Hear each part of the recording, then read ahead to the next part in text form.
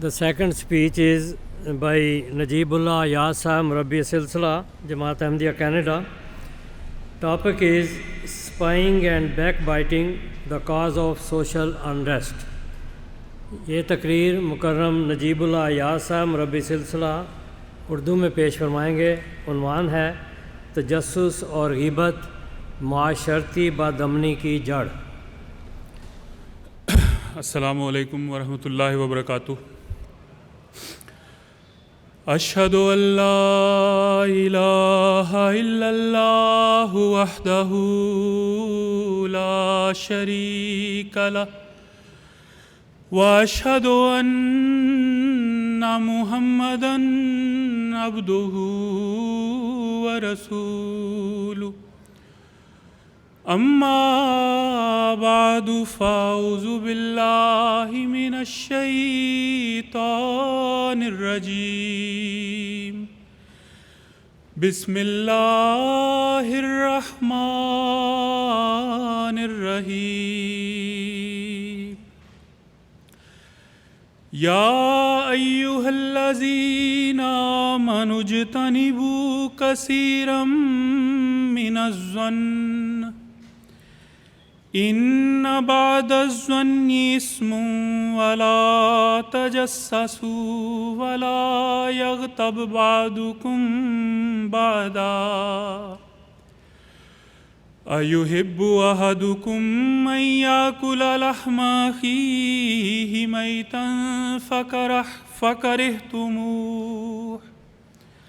واتقوا اللہ ان اللہ تواب الرحیم. حضرات، میری آج کی گزارشات کا موضوع ہے تجسس اور غیبت معاشرتی بدامنی کی جڑ. ابھی جو آیت خاکسار نے آپ کے سامنے تلاوت کی ہے یہ سورہ الحجرات کی آیت نمبر 13 ہے، جس میں اللہ تعالیٰ ان دونوں برائیوں کی سنگینی کا ذکر کرتے ہوئے فرماتا ہے: اے لوگو جو ایمان لائے ہو، ظن سے بکثرت اجتناب کیا کرو، یقیناً بعض ظن گناہ ہوتے ہیں، اور تجسس نہ کیا کرو، اور تم میں سے کوئی کسی دوسرے کی غیبت نہ کرے. کیا تم میں سے کوئی یہ پسند کرتا ہے کہ اپنے مردہ بھائی کا گوشت کھائے؟ پس تم اس سے سخت کراہت کرتے ہو، اور اللہ تعالیٰ کا تقوی اختیار کرو، یقیناً اللہ بہت توبہ قبول کرنے والا، بار بار رحم کرنے والا ہے. حاضرین کرام، اگر ہم غور کریں تو ہمیں معلوم ہوگا کہ بدظنی، تجسس اور غیبت یہی بیماریاں ہیں جو انسانوں کے معاشرتی تعلقات کو، آپسی رشتوں کو اور باہمی امن کو اندر سے تباہ کرنے میں سر فہرست ہیں. اور ان میں سے بھی سب سے بڑی بیماری غیبت کی بیماری ہے. غیبت کیا ہے؟ اس کے معنی ہے کہ کسی کی غیر موجودگی میں اس کی ایسی برائی یا عیب بیان کرنا جو اس میں موجود ہو، لیکن اگر وہ اس بات کو سنے تو اسے برا لگے. ہمارے ہاں اکثر لوگ بڑے فخر سے یہ کہہ دیتے ہیں کہ ہمیں تو سیدھی بات کرنے کی عادت ہے، چاہے کسی کو اچھی لگے یا بری لگے. یا پھر یہ کہہ دیتے ہیں کہ ہم کون سا جھوٹ بول رہے ہیں، جو حقیقت ہے وہی تو بیان کر رہے ہیں. حالانکہ ایسی ہر سچی بات جو کسی شخص کے بارے میں اس کی پیٹھ کے پیچھے کی جائے اور شخص سے متعلقہ کی دل شکنی کا باعث ہو، وہ غیبت ہے. لیکن ہمارے ہاں ہم میں سے اکثر اپنی زبان سے نکلے ہوئے کلمات کی سنگینی اور ان کے اثرات کو بہت معمولی سمجھتے ہیں. صوفیاء کے ہاں ایک قصہ مشہور ہے. کہتے ہیں کہ ایک شخص ایک بزرگ کے پاس گیا اور اس نے کہا کہ یا حضرت، میں نے کسی شخص کے بارے میں اس کے پیچھے کچھ برا کہا ہے اور اب میں پچھتا رہا ہوں، مجھے اس کا کوئی کفارہ بتائیں. بزرگ نے کہا کہ تم ایک تکیہ لو اور شہر کے چوراہے پر جا کر اسے پھاڑ دو اور اس کے پر ہوا میں بکھیر دو. وہ بڑا حیران ہوا، لیکن چونکہ بزرگوں نے کہا تھا اس نے ایسے ہی کیا اور واپس آ گیا۔ جب وہ واپس آیا تو اس بزرگ نے اسے پھر کہا کہ اب واپس جاؤ اور جو پر ہوا میں بکھر چکے ہیں انہیں اکٹھا کر کے واپس لاؤ۔ تو وہ حیران ہو کر بولا کہ حضرت یہ تو ناممکن ہے، پر ہوا میں بکھر چکے ہیں۔ اس پر اس بزرگ نے اسے کہا کہ یہی حال غیبت کا ہے، زبان سے نکلی ہوئی بات کبھی واپس نہیں لوٹتی۔ حاضرین کرام، حقیقت یہ ہے کہ ہماری اکثر لڑائیوں، بدمزگیوں اور ناراضگیوں کی بنیاد میں یہی باتیں ہوتی ہیں کہ کسی نے کسی کے بارے میں کوئی ناپسندیدہ بات کہہ دی، کسی نے ٹوہ لگا کر کسی کی کمزوری کا پتہ لگا لیا اور اسے معاشرے میں عام کر دیا۔ اگر ہم غیبت کے معاشرتی اثرات پر غور کریں تو ہمیں معلوم ہوگا کہ یہ برائی انفرادی گناہ نہیں ہے، بلکہ پورے معاشرے کو اپنی لپیٹ میں لے لیتی ہے۔ اسلام تو کہتا ہے کہ مومنوں کا معاشرہ ایک جسم کی طرح ہوتا ہے۔ رسول اللہ فرماتے ہیں کہ تمام مومن ایک جسم کی طرح ہیں۔ اگر تمام مومن ایک جسم کی طرح ہیں تو ذرا سوچئے کہ غیبت کیا ہے۔ غیبت اس جسم کا اپنے ہی اعضاء کو زخمی کرنا ہے۔ جب کوئی انسان اپنے کسی دوسرے بھائی کی غیبت کرتا ہے تو وہ دراصل اپنے ہی معاشرے کو زخمی کر رہا ہوتا ہے، کیونکہ غیبت باہمی اعتماد کو ختم کر دیتی ہے۔ جب کسی انسان کو یہ پتہ چل جائے کہ اس کی غیر موجودگی میں اس کی باتیں ہوتی ہیں، ہنسی اڑائی جاتی ہے، تو باہمی اعتماد ختم ہو جاتا ہے۔ پھر غیبت رشتوں میں دراڑیں ڈالنے کا باعث بنتی ہے۔ چھوٹی چھوٹی باتیں بڑھا چڑھا کر بیان کی جاتی ہیں اور قریبی تعلقات بھی اس سے متاثر ہو جاتے ہیں۔ صرف یہی نہیں، غیبت، جو شخص غیبت کرتا ہے اس کی اپنی شخصیت کو بھی کھوکھلا کر دیتی ہے۔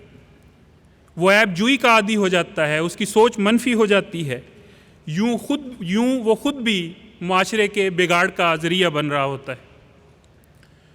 لیکن ستم ظریفی یہ ہے کہ ہم میں سے اکثر اس برائی کو بہت چھوٹا اور حقیر سمجھتے ہیں اور اپنی زبان سے نکلے ہوئے کلمات کی سنگینی اور اس پر مرتب ہونے والے اثرات کو یکسر نظر انداز کر دیتے ہیں، جبکہ اللہ تعالیٰ کی نگاہ میں یہ بہت بڑی برائیاں ہیں۔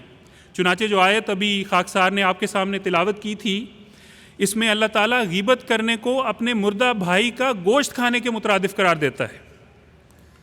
یہ محض کوئی تمثیل نہیں ہے یا کوئی نصیحت نہیں ہے۔ رسول اللہ صلی اللہ علیہ وسلم نے اپنے اقوال اور افعال سے ہمیں یہ بتایا ہے کہ غیبت کس قدر کبیح اور گنونا گناہ ہے۔ کہتے ہیں کہ ایک دفعہ ایک شخص جو اسلم قبیلے سے تعلق رکھتا تھا وہ رسول اللہ کے سامنے آیا اور اس نے ایک بڑے قبیح گناہ کا خود اعتراف کیا کہ یا رسول اللہ میں نے یہ گناہ کیا ہے۔ اب یہ اعتراف سب کے سامنے تھا۔ رسول اللہ نے اس کے اس اعتراف کی بنا پر شریعت کے مطابق اسے ایک سنگین سزا دی اور یہ سزا بھی سب کے سامنے دی گئی۔ اب یہ کوئی الزام نہیں ہے، یہ ثابت شدہ حقیقت ہے کہ اس شخص نے یہ گناہ کیا ہے۔ لیکن کیا ہوتا ہے؟ کچھ عرصے بعد رسول اللہ اپنے صحابہ کرام کے ساتھ جا رہے ہوتے ہیں تو کیا ہوتا ہے کہ دو آدمی اس شخص کے بارے میں جسے سزا دی گئی تھی کچھ کہہ رہے ہوتے ہیں اور اس کے گناہ کو اچھال رہے ہوتے ہیں اور اس کی تحقیر کر رہے ہوتے ہیں کہ یار وہ دیکھا کیسا بندہ تھا، اس نے یہ کیا، اس کو شرم نہیں آتی، اس کی غیبت کر رہے تھے۔ رسول اللہ صلی اللہ علیہ وسلم نے انہیں فوراً نہیں ٹوکا، بلکہ آپ خاموشی سے چلتے رہے۔ تھوڑی دیر آگے گئے تو سامنے ایک گدھا مرا ہوا پڑا ہوا تھا، اس کا پیٹ پھٹا ہوا تھا، لاش پھول چکی تھی اور ہر طرف بدبو اور تعفن پھیلا ہوا تھا۔ رسول اللہ وہیں رک گئے اور ان دونوں آدمیوں کو فرمایا کہ اپنی سواریوں سے اترو اور اس مردہ گدھے کا گوشت کھاؤ۔ وہ گھبرا گئے اور انہوں نے کہا یا رسول اللہ بھلا کوئی اس مردار کو بھی ہاتھ لگا سکتا ہے کجا یہ کہ اس کا گوشت کھایا جائے؟ رسول اللہ نے فرمایا تم اپنے بھائی کی عزت پر جو حملہ کر رہے تھے وہ اس مردہ گدھے کا گوشت کھانے سے بھی زیادہ ناگوار اور ناپسندیدہ بات ہے۔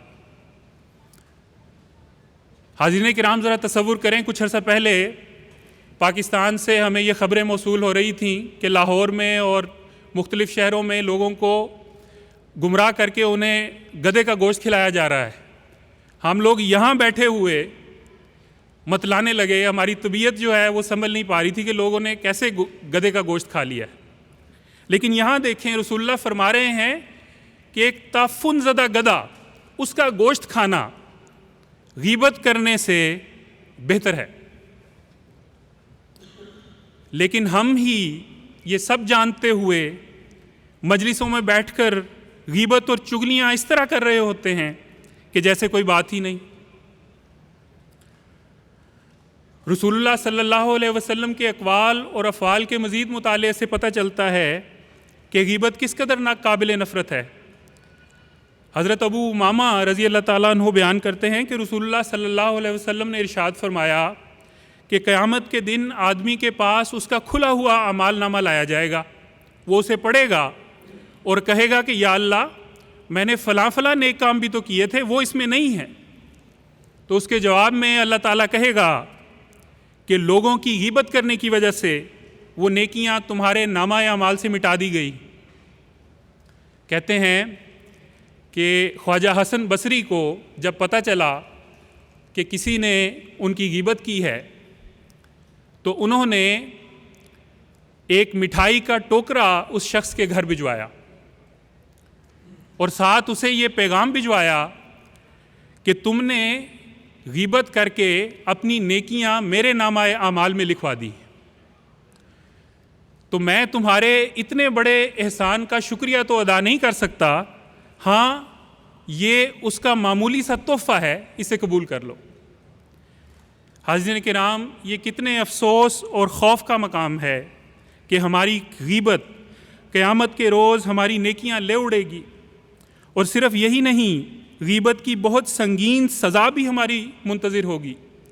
رسول اللہ صلی اللہ علیہ وسلم اسی سزا کی منظر کشی کرتے ہوئے فرماتے ہیں کہ جب میرے رب نے مجھے معراج کروائی تو میں ایسے لوگوں کے پاس سے گزرا جن کے ناخن تانبے کے تھے اور وہ ان سے اپنے چہروں اور سینوں کو نوچ رہے تھے۔ میں نے جبرائیل سے کہا کہ یہ کون لوگ ہیں؟ تو اس نے بتایا کہ یہ وہ لوگ ہیں جو لوگوں کی غیبت کیا کرتے تھے اور ان کی عزت اور آبرو سے کھیلا کرتے تھے۔ حضرات، آئیے ہم یہاں ذرا ٹھہر کر سوچتے ہیں، غیبت کرنا جس کا کرنا ایسے ہی ہے جیسے اپنے مردہ بھائی کا گوشت کھانا ہے، غیبت جس کا کرنے والا اپنے نیک اعمال ضائع کرنے والا ہوتا ہے، غیبت جس کے کرنے پر قیامت کے روز ایک دردناک عذاب بھی منتظر ہے۔ کیا ہماری مجالس اس سے پاک ہیں؟ بڑے افسوس سے کہنا پڑتا ہے کہ ہم میں سے اکثر لوگوں کی مجلسوں کا محور ہی غیبت ہوتا ہے۔ ہمارے گھروں میں، ہماری دوستوں کی مجالس میں، سوشل میڈیا کی گفتگوؤں میں، واٹس ایپ کے چیٹوں اور گروپوں میں کس قدر غیبت ہو رہی ہوتی ہے۔ مجھے یہاں حسین مجروح کا یہ شعر یاد آتا ہے کہ وہ کہتے مخلصی ہے کہ یاروں کی بزم سے، وہ کہتے مخلصی ہے کہ یاروں کی بزم سے غیبت نکال دیں تو فقط خاموشی بچے۔ اب حالات یہ ہیں کہ ہم میں سے اکثر کو معلوم بھی نہیں ہوتا کہ ہم غیبت کر رہے ہیں۔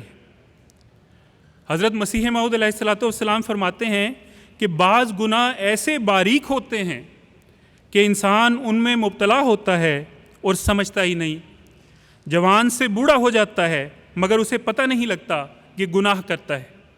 مثلاً گلہ کرنے کی عادت ہے، یعنی شکوہ کرنے کی یا شکایت کرنے کی یا غیبت کرنے کی عادت ہے۔ ایسے لوگ اس کو بالکل ایک معمولی اور چھوٹی سی بات سمجھتے ہیں، حالانکہ قرآن شریف نے اس کو بہت برا قرار دیا ہے۔ خدا تعالیٰ اس سے ناراض ہوتا ہے کہ انسان ایسا کلمہ زبان پر لاوے جس سے اس کے بائی کی تحقیر ہوتی ہو۔ تاہم حضرات، اللہ تعالیٰ جو نہایت رحیم و کریم ہے، اس نے صرف غیبت کی برائی ہی بیان نہیں کی، اس نے غیبت کی برائی تک پہنچنے کا رستہ بھی ہم پر واضح کر دیا ہے تاکہ ہم اس سے بچ سکیں۔ چنانچہ جو آیت سورہ الحجرات کی خاکسار نے آغاز میں آپ کے سامنے تلاوت کی تھی، اس میں اللہ تعالیٰ نے بدزنی اور تجسس کو غیبت سے پہلے رکھا ہے۔ بدزنی کیا ہے؟ ہم سب جانتے ہیں، اس کے معنی ہیں کہ کسی کے بارے میں برا گمان رکھنا یا بغیر کسی دلیل کے کسی پر شک کرنا۔ بدزنی کے بعد اللہ نے تجسس کو رکھا ہے، یعنی تجسس یہ ہوتا ہے کہ یعنی کسی کی جو پوشیدہ باتیں ہیں ہم انہیں جاننے کی کوشش کریں، ان کے کسی پوشیدہ عیب کو ٹوہ لگا کر معلوم کرنے کی کوشش کریں۔ اگر غور کیا جائے تو یہ جو پہلی دو بیماریاں ہیں، یعنی بدزنی اور تجسس، یہ ایک ہی فرد تک محدود رہتی ہیں، لیکن خدا تعالیٰ غیبت جیسی بڑی بھیانک اور نفرت انگیز برائی سے پہلے ان دونوں کو لایا ہے، یہ بتانے کے لیے کہ انسان غیبت جیسی برائی تک پہنچتا کیسے ہے۔ لہٰذا اللہ تعالیٰ اس آیت میں بدزنی، تجسس سے لے کر غیبت تک کا سارا سلسلہ بیان فرما رہا ہے۔ اس تسلسل کا ذکر کرتے ہوئے سیدنا حضرت خلیفۃ المسیح الاول رضی اللہ تعالیٰ عنہ بیان فرماتے ہیں کہ جب انسان کسی کی نسبت سوء ظنی کی وجہ سے، یعنی بدزنی کی وجہ سے ایک خراب رائے قائم کر لیتا ہے، تو پھر کوشش کرتا ہے کہ کسی نہ کسی طرح اس کے کچھ عیب مل جائیں، اور پھر عیب جوئی کی کوشش کرتا ہے اور اسی جستجو میں مستغرق رہتا ہے۔ غرض خوب یاد رکھو کہ سوء ظن سے تجسس اور تجسس سے غیبت پیدا ہوتی ہے۔ یعنی اگر ہم چاہتے ہیں کہ ہماری مجالس غیبت سے پاک ہو جائیں یا ہماری غیبت کی عادت ختم ہو جائے، تو سب سے پہلے ہمیں اپنے دلوں کو بدزنی سے پاک کرنا ہوگا اور اپنے دوستوں، بھائیوں، تعلق داروں کے متعلق حسن ظن سے کام لینا ہوگا۔ سیدنا حضرت مسیح موعود علیہ الصلوۃ والسلام فرماتے ہیں کہ یہ خوب یاد رکھو کہ ساری خرابیاں اور برائیاں بدزنی سے پیدا ہوتی، اس لیے اللہ تعالیٰ نے اس سے بہت منع کیا ہے۔ پس معاشرے میں امن کا ضامن بننے کا پہلا قدم یہ ہے کہ انسان بدزنی کی عادت کو ترک کر دے اور اپنے بھائیوں اور بہنوں کے بارے میں حسن ظن اختیار کرے۔ واقعہ افق کے موقع پر جب منافقین نے سیدہ عائشہ کے اوپر ایک بہت ہی سنگین تہمت لگائی، مدینہ کی فضا بے چینی سے بھر گئی، لیکن ایسے نازک موقع پر حضرت ابو ایوب انصاری اور ان کی اہلیہ نے جو نمونہ دکھایا ہے وہ ہم سب کے لیے مشعل راہ ہے۔ کہتے ہیں کہ ان کی اہلیہ نے ان سے پوچھا، ابو ایوب انصاری سے، کہ کیا آپ نے سنا ہے کہ لوگ عائشہ کے بارے میں کیا باتیں کر رہے ہیں؟ اس سے پہلے کہ ابو ایوب انصاری سیدہ عائشہ کے بارے میں کوئی بات کرتے، انہوں نے اپنی بیگم سے پوچھا، مجھے پہلے یہ بتاؤ کہ کیا کبھی تم ایسا کام کر سکتی ہو؟ تو انہوں نے فوراً کہا، نہیں، ہرگز نہیں، اللہ کی قسم میں تو ایسا نہیں، کبھی بھی نہیں کروں گی۔ تو حضرت ابو ایوب انصاری نے کہا، تو پھر عائشہ تم سے کہیں زیادہ پاکیزہ اور بہتر ہے، جب تم ایسا نہیں کر سکتی تو وہ کیسے کر سکتی ہے؟ یہی وہ حسن ظن ہے جس کی تعلیم اللہ تعالیٰ سورہ النور میں مومنوں کو دیتا ہے، اور یہی حسن ظن کی توقع ہے جو اللہ تعالیٰ مومنین سے کرتا ہے کہ جب وہ اپنے بھائی کے متعلق یا بہن کے متعلق کوئی ایسی بات سنیں تو ان کے دل میں سب سے پہلے نیک گمان پیدا ہو کہ نہیں، ایسا نہیں ہو سکتا۔ اس کے بعد تجسس ہے، یعنی دوسروں کے عیب تلاش کرنا، ٹوہ لگانا اور ان کی پوشیدہ زندگی میں جھانکنا۔ اسلام میں پرائیویسی اور ذاتی زندگی کا اس قدر احترام ہے کہ اسلام کسی کو یہ حق نہیں دیتا کہ وہ جاسوسی کر کے دوسروں کے گناہ ثابت کرتا پھرے۔ اس حوالے سے حضرت عبداللہ بن مسعود کا ایک واقعہ بہت سبق آموز ہے۔ کہتے ہیں کہ کچھ لوگ ایک شخص کو پکڑ کر ان کے پاس لائے، وہ ایک جگہ قاضی تھے، تو کچھ لوگ ایک شخص کو پکڑ کر لائے اور انہوں نے کہا کہ یہ فلاں فلاں ہے اور دیکھیں اس کی داڑھی سے شراب ٹپک رہی ہے، یعنی وہ اس کی ٹوہ لگائے ہوئے تھے، اس کی جاسوسی کر رہے تھے اور دیکھ رہے تھے کہ یہ کب شراب پیے اور ہم اسے پکڑ کے قاضی کے سامنے لے جائیں۔ عبداللہ ابن مسعود نے उस शख्स को जिसे वो पकड़ कर लाए थे, उससे पहले जो पकड़ कर लेके आने वाले थे उनको तंबीह फरमाई और उनसे सख्त नालां और नाराज़ हुए और कहा हमें तजस्सुस से मना किया गया है। हाँ, अगर कोई खुल्लम खुल्ला तुम्हारे सामने बुराई कर रहा है तो फिर हम उस पर गिरफ्त करेंगे। यही इस्लामी मुआशरे का उसूल है कि किसी का ऐब तलाश करने के लिए जासूसी करना बजाते खुद एक ऐसा जुर्म है जिसकी इस्लाम में कोई गुंजाइश नहीं। लेकिन आजकल सोशल मीडिया के ज़माने में तजस्सुस की शक्ल और भी बारीक हो गई है, बल्कि कहना चाहिए कि आज का तजस्सुस डिजिटल हो गया है। बल्कि हमारी गीबत भी अब सिर्फ ज़ुबान तक महदूद नहीं रही, बल्कि हमारी उंगलियों की पोरों तक पहुंच गई है। हम लिख कर गीबत करते हैं, टाइप करके गीबत करते हैं, फॉरवर्ड करके गीबत करते हैं।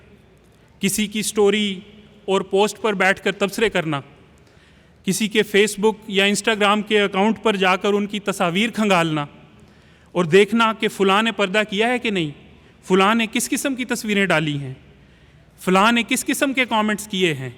ये ऐन वही तजस्सुस है जिसको सूरा अल हुजरात में अल्लाह ताला ने करने से मना किया है। फिर हम ऐसी पोस्ट्स को आगे शेयर करते हैं और लोगों को भिजवाते हैं कि देखा फ़लाँ ने क्या कहा, देखा फ़लाँ ने कैसी नाज़ेबा तस्वीरें लगाईं, और इस तरह गीबत का एक नया सिलसिला शुरू हो जाता है। बाज़ औक़ात बग़ैर तजस्सुस के भी अपनी भाइयों और बहनों के बाज़ ऐब हमारे सामने आ जाते हैं। ऐसे मौक़ों पर हमारी ज़िम्मेदारी ये नहीं है कि हम उन्हें उन ऐबों को दूसरों तक पहुँचाएँ और दूसरों के सामने बयान करें, बल्कि हमारी ज़िम्मेदारी ये है कि हम उनकी पर्दापोशी करें। रसूलुल्लाह सल्लल्लाहु अलैहि वसल्लम फरमाते हैं कि मन सतरा मुस्लिमन सतरहुल्लाहु फिद दुनिया वल आखिरा, कि जो किसी मुसलमान की पर्दापोशी करेगा अल्लाह ताला उसकी इस दुनिया में भी पर्दापोशी करेगा और आखिरत में भी पर्दापोशी करेगा। तो जैसा कि मैंने अर्ज़ किया है कि गीबत से बचने का रास्ता यही है कि पहले बदज़नी से बचा जाए ताकि तजस्सुस पैदा ना हो, और फिर तजस्सुस से बचा जाए ताकि ज़ुबान गीबत से महफूज रहे। आज हम जलसा सालाना के मुबारक मौके पर यहाँ इकट्ठे हुए हैं। हम सबको चाहिए कि हम ये पुख्ता अहद करके उठें कि अपने दिलों को बदज़नियों से पाक रखने की कोशिश करेंगे और तजस्सुस की आदत को तर्क कर देंगे। किसी की ऐब जोई नहीं करेंगे, गीबत नहीं करेंगे। रसूलुल्लाह फरमाते हैं जो अल्लाह और आखिरत पर ईमान रखता है वो या खैर बोले या खामोश रहे। अगर हम किसी के बारे में कोई अच्छी बात नहीं कर सकते तो हमें खामोश रहना चाहिए। हम ये अहद करके उठें आज कि अगर किसी मजलिस में, किसी चैट में, किसी गुफ्तगू में गीबत हो रही है तो हम अपने अंदर ये ताकत पैदा करें कि तवज्जो दिलाकर उन्हें खामोश करें या मौजू बदल लें। रसूलुल्लाह फरमाते हैं कि जो शख्स अपने भाई की अदम मौजूदगी में उसके गोश्त का दिफा करेगा, यानी उसकी गीबत का जवाब देगा या गीबत को होने से रोकेगा, तो अल्लाह ताला पर उसका ये हक है कि उसे जहन्नुम से आज़ाद कर दे। आज हम ये अहद करके उठें कि तवज्जो दिलाने पर भी गीबत बंद ना हो तो हम ऐसी मजलिस से उठ खड़े होंगे, ऐसे ग्रुप से निकल जाएंगे, ऐसी चैटों को छोड़ देंगे, ऐसी गुफ्तगुओं को छोड़ देंगे। अल्लाह ताला हमें इसकी तौफीक अता फ़रमाए। मैं आखिर में सैयदना हज़रत मसीह मऊद अलैहिस्सलातु वस्सलाम का ये इक़्तिबास पेश करके अपनी गुज़ारिशात को ख़त्म करता हूँ। हजूर फरमाते हैं इस सिलसिले के क़याम की असल गर्ज़ यही है कि लोग दुनिया के गंद से निकलें और असल तहारत हासिल करें और फ़रिश्तों की सी ज़िंदगी गुजारें। मलफूज़ात जिल्द 4। यानी सैयदना हज़रत मसीह मऊद अलैहिस्सलातु वस्सलाम हमसे ये चाहते हैं कि हम फ़रिश्तों की सी ज़िंदगी गुजारें, और फ़रिश्ते एक दूसरे पर बदज़नी नहीं करते, वो एक दूसरे के ऐब तलाश नहीं करते, वो एक दूसरे की ग़ीबत नहीं करते, वो अल्लाह की तस्बीह करते हैं, वो एक दूसरे पर हुस्न ज़न करते हैं, एक दूसरे का एहतराम करते हैं और एक दूसरे के लिए दुआएं करते हैं। अगर हम वाक़अतन फ़रिश्तों जैसा मुआशरा कायम करना चाहते हैं तो हमें अपने दिलों को बदज़नी से पाक करना होगा, अपने ज़हनों से तजस्सुस के ख़यालात को महव करना होगा اور اپنی زبانوں کو غیبت سے پاک کرنا ہوگا، کیونکہ امن کی بنیاد پاک زبانوں پر قائم ہوتی ہے۔ اللہ تعالی ہمیں اس کی توفیق عطا فرمائے، آمین، اللہم آمین، وآخر دعوانا ان الحمد للہ رب العالمین۔